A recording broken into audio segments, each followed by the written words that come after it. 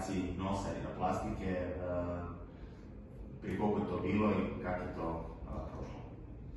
Pa evo, sad će biti skoro 2 godine da je prošlo od operacije i sad se već vidi pravi rezultat.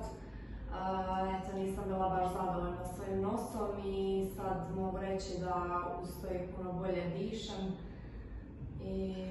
S čim ste bili zadovoljni prije sa vašim izgledom nosa? Pa vrh nosa mi je bio spušten i sve u svemu nije imao nekakvu grbu, ali je bio stav kao, ne znam kako da kažem, bio je svako nekakva grba. Dobro. Kako je prošao sam zahvat?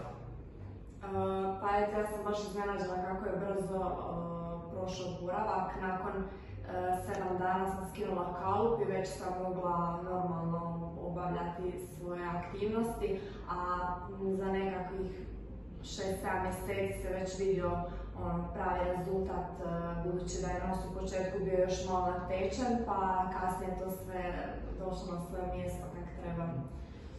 Znači, prilika mi je trebalo za neki oporavak do nekih godinu dana da se sjedne na svoje mjesto. Pravi rezultat. Dobro, sad smo već 2 godine nakon te operacije kako je prošlo i kako se sad generalno sviđa nos?